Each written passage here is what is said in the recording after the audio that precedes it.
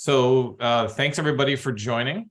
This is Greg Lato, Director of Global Alliances here at Excel Data, and appreciate everyone's time today to join us for a quick discussion around data observability trends for service providers. So the objective for today is to provide you with an executive overview of data observability, the challenges it solves today for the enterprise, and how you as a service provider can leverage data observability within your practices. So our agenda, a quick overview of what is data observability, as well as who is Excel Data, the data observability and the enterprise kind of architecture, and the challenges that data observability is addressing today for enterprise customers. We will also do Q&A at the end. So there is a Q&A option inside of the Zoom webinar. You can feel free and ask your questions as we're going along. My colleague Nathan is also online, and he will try to answer some of those if they're quick and easy ones after you ask them. Otherwise, we'll do 10 minutes at the end for Q&A. So the challenge that enterprises are having today is that they are really, trying to drive the enterprise with data products, yet the team that's responsible for running those lacks visibility. And when you look at what a data architecture looks like in the enterprise today, you kind of understand some of the challenges. And I think we're probably all familiar with these. There's a data warehouse, data lake in the middle that consists of a raw landing zone where data will land. Then there's a pipeline that carries it over to an enrichment zone. And then there's another pipeline that carries it over to a consumption zone. And as you can see from the logos in the boxes here, there's different technology stacks and different technologies that are at play in each one of these different zones. Add to that the fact that there's data sources that are of all kinds of different types across the enterprise that are feeding data into that raw landing zone, and the fact that there's these different orchestration and pipeline technologies that are being used to move the data in, whether it's from the ingest from the data source or moving between zones. In the end, this is a rather complex environment, the modern data architecture. And that's before we get to the users and the consumers of that data, because some of those consumers are essentially using it for analytic use cases. Others are actually driving data applications or delivering that data to third parties as a product. And then there's also machine learning and AI use cases that come into play. So in the end, very complex environment. And when issues arise today, a lot of times those are being brought up by the consumers themselves to the team that's operating this. And that's where enterprise data observability comes in. There's really 4 pillars of data observability, and that starts with understanding that data infrastructure, that cloud data warehouse or data lake in the middle of that architecture, but then combining that with the information and the view of those data pipelines, truly from an end-to-end viewpoint, not just from one of the tools, but pulling that view together for an end-to-end view. And then combining that with the information about the reliability of the data flowing through those pipelines. And lastly, adding in that view of the users and how they're interacting with the environment. So pulling all of that information together into one unified platform for a emerging data operations team to view is really what enterprise data observability is about. But there's another layer to it, which is we have to operate within an enterprise. And that means really being able to be bounded by and adhere to the enterprise security models that are at play, as well as the different IT workflows that an organization may already have in place. This could be messaging systems that are used to communicate when things are happening. This could be ticketing systems. This could also be other IT operations, dashboards or systems.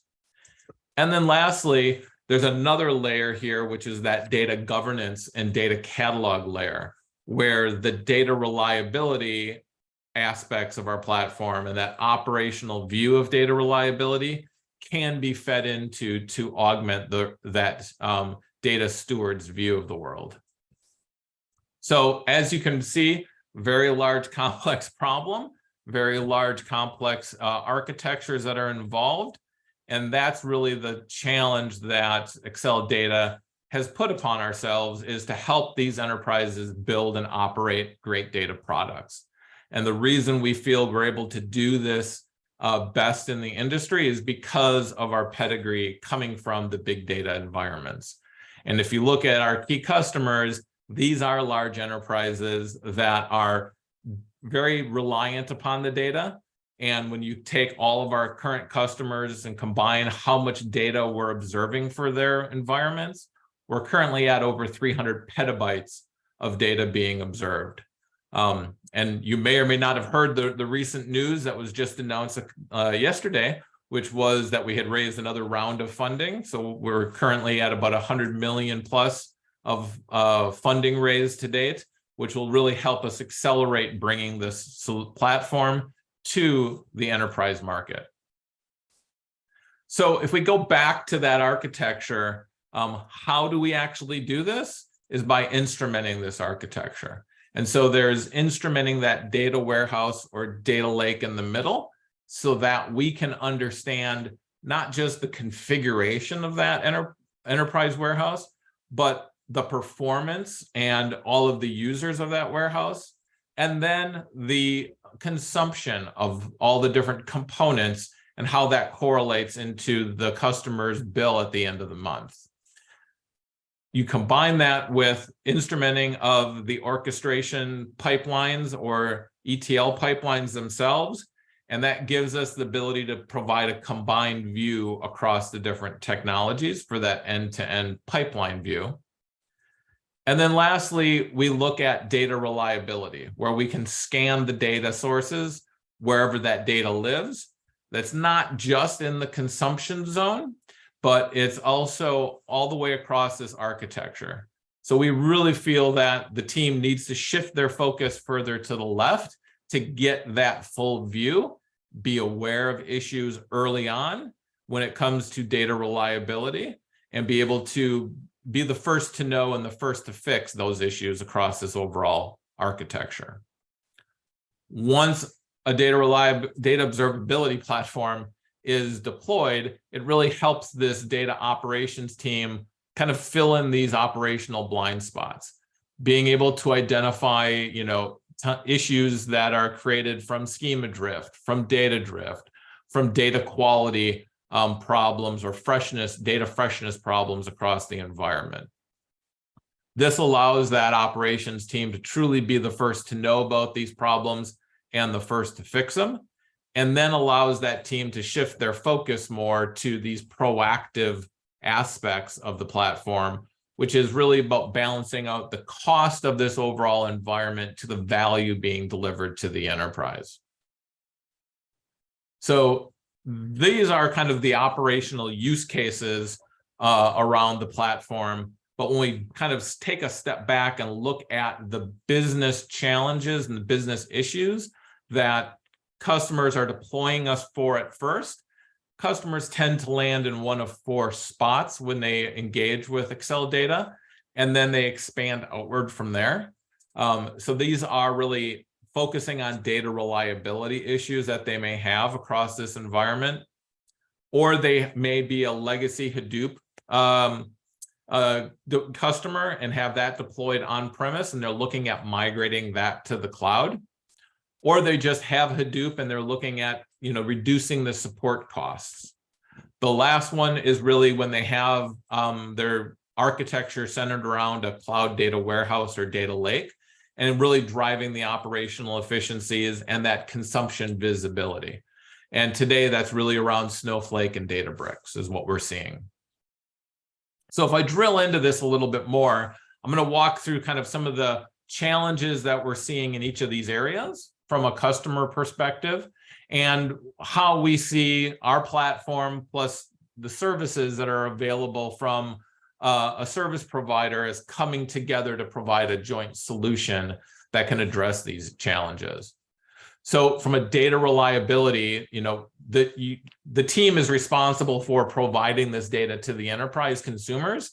And if that quality issues come up, it degrades the trust that that consumer has in that overall data set. We've heard multiple stories where a team gets a call from an executive and says, something doesn't feel right about my data or about my report. And the team then has to spend literally days and days trying to figure out, well, what does that mean and where does the problem resolve? So with a data observability platform, that trust can be reinforced continuously because the team is able to understand where problems are and what the downstream impact is to the customers. This also helps to kind of reduce that operational downtime when it does happen, because this operations team is now being able to be the first to know and the first to fix these issues.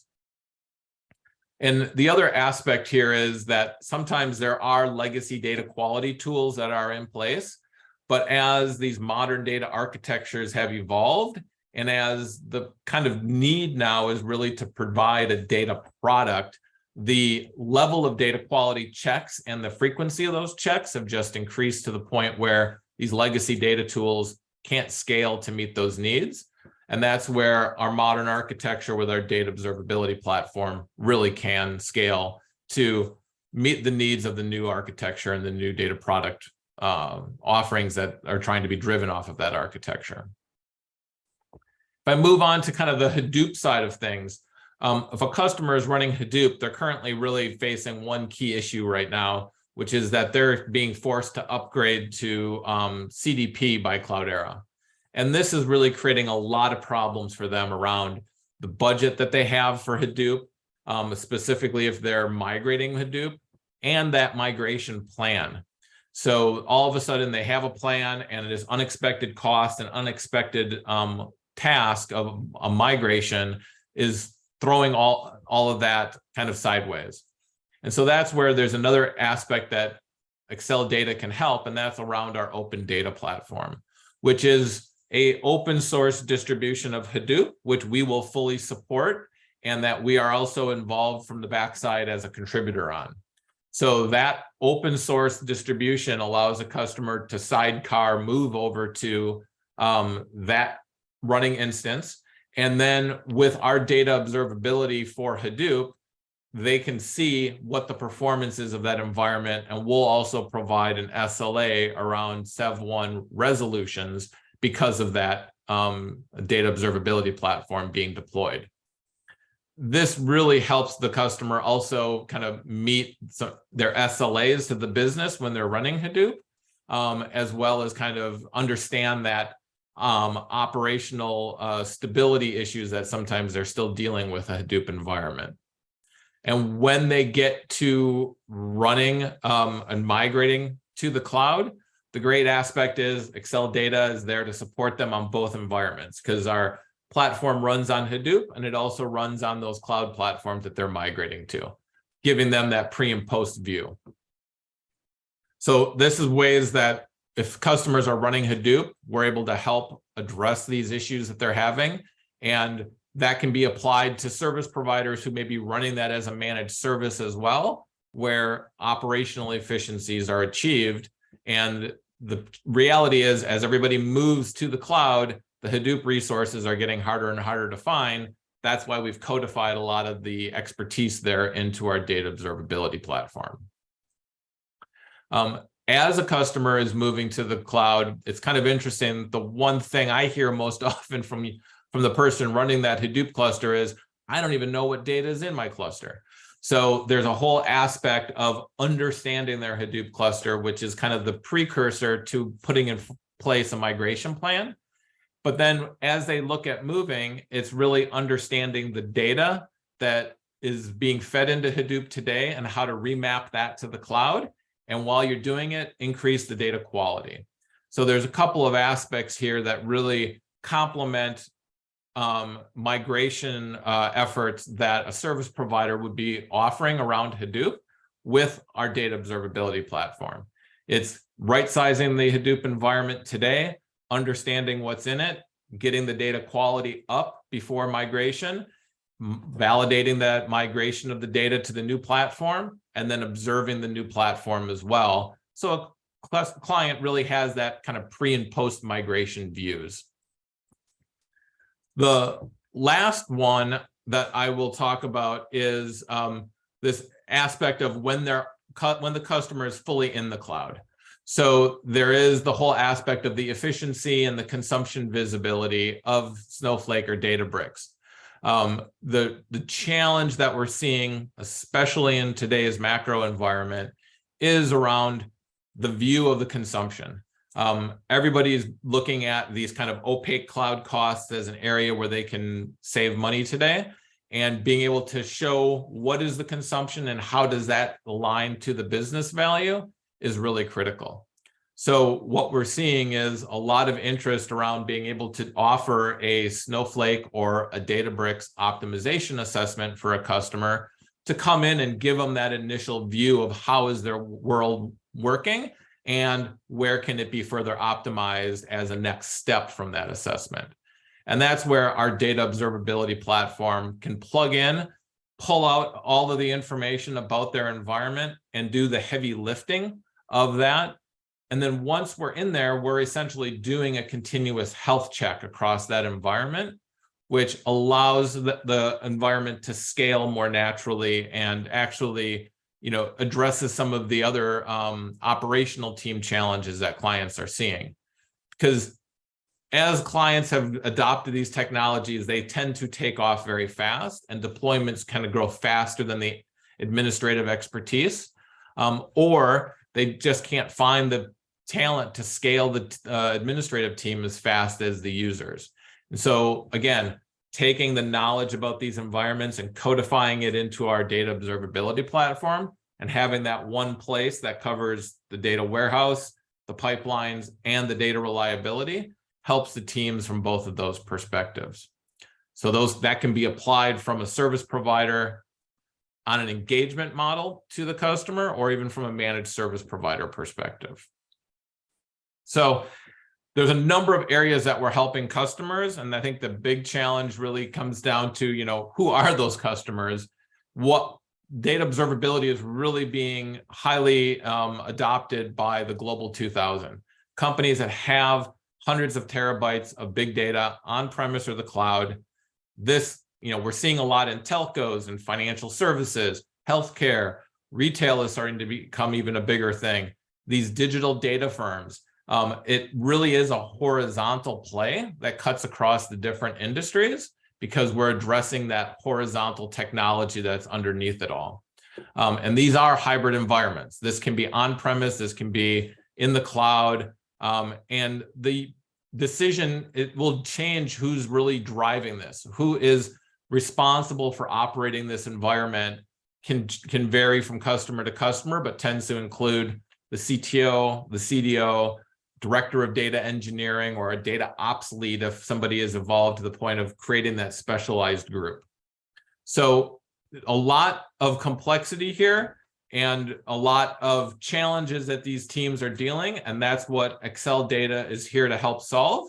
And we're hoping that we can help solve it with more of the service provider partners out there and help to grow our ecosystem. So next steps here. If you have a client use case you'd love to discuss with us, a couple of ways you can do that. You can go to our website, our partner area. There's a deal registration page that gives us a bit of information, and we will get back in touch within a day to schedule a time to have a follow-up discussion. Or you can reach out to partners@exceldata.io. You can also reach out to us through the email if you're interested in exploring a service provider partnership. Myself or Nathan will get back to you within a day and get a time on the calendar to have that discussion. So that's really the end of the broad brush here. So I'm going to open things up for questions and answers. And Nathan, you've been monitoring stuff behind the scenes. Do we have any questions that have come through? I'm not seeing any questions in the chat right now. Maybe they'll come in, but we did have a few questions that were sent in by people that weren't able to attend. We just want to run through those. The first one is, how does this platform deployed? Is it, on premise or is it in the cloud? That is a great question. Yes. So we do have both an on-premise and a cloud-based model. Both of them kind of follow the same general architecture, which I can go through here real quick. We do have essentially two parts to the platform, which is the control plane, which is the UI and all the metadata analysis. In the cloud model, this is fully hosted by Excel Data and managed by us in a multi-tenant perspective. For certain enterprise customers, they have security needs where they don't even want the metadata to leave their environment. We have the ability of deploying the control plane fully on-premise for a customer dedicated. The other half of the platform is really the part that does that data reliability pillar, the data processing behind that. There's aspects of data sovereignty and data gravity and this data privacy that we need to honor. So that is all handled through our data plane, which is single tenant, dedicated to just the customer. And it's where we're reading the data sources and we're processing all the rules that the customer configures, and then sending the metadata back to our control plane. So most customers will have multiple data planes deployed depending upon where the data lives, and then interfacing into our control plane for all of their day-to-day activities, and also where they're getting their alerts and doing their API integration with. Gotcha. Okay. Next question that we had, kind of piggybacking off that. So how is this platform licensed? Another great question. So licensing is relatively simple. It's a consumption-based subscription, and we're really looking at two things.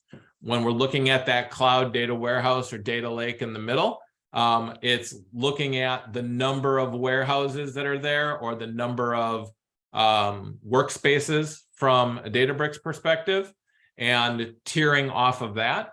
The other tiering aspect then becomes the amount of data measured in gigabytes that we're processing on our rules for the data reliability. Okay. And this kind of goes back to the deployment question. How long on average does it take to deploy our platform? Another great question. Yeah. The cloud version is deployed really fast. That's the nice thing about it. The first step is always kind of connecting into that data warehouse, data lake in the middle. That can really be accomplished in under an hour in most cases. And within 30 minutes of us getting that configured, we're already analyzing that data and providing that initial view of the configuration and historical nature of that cloud data warehouse, data lake. So again, getting back to using this for a optimization assessment, it goes in really fast and gives you data really quickly so that your team can start analyzing that and drill down through the process of big picture view, identifying hot spots and cold spots, and then working with the client to go into the details on those. When it gets to the data reliability parts, we're profiling data sources and we're auto-configuring rules. That gets the customer up and going with initial data quality checks. Then there's understanding the business dependencies on the data, which is really where a service provider partners come into play. To build more complex rules, we can go from simple no code to low code to deep code to support business logic inside of the platform. So the net customers are up and running in a day, and they're usually seeing value within the first week of the platform's deployment. That's impressive. That's all the questions that I had for you. As giant audience this morning. That's unusual. Friday, I guess. But as Greg mentioned at the beginning, please send me any questions that you may have or think about after this webinar, and I'll be sure to get back to you within a day. Greg, thank you so much for putting on the presentation. Enjoyed it. Appreciate everybody who joined, everyone's time this morning. Our goal was to keep this tight and concise because we know you're all billable out with clients, and that was the purpose here. So looks like we got one question. before we head out? Oh, we did get one more. Okay. Thanks so much for your question, Wilma. Wilma asked, what is the difference between APM and pipeline monitoring? That is a great question. Yeah. So when you talk about APM is really application performance management, that's really looking at the applications and the performance of that application. The pipelines are the tools that are moving the data through these big data environments. So APM is usually talking more on applications that are built in the web or built on top of this data. This is looking at that data infrastructure specifically. The pipelines are moving the data from the sources all the way through these different zones to make it available for consumers. So it's underlying all of that, solving a different problem for a different part of the architecture. Awesome. Well, thanks so much for your question, Wilma. Hopefully that answered it. Any other questions before we wrap?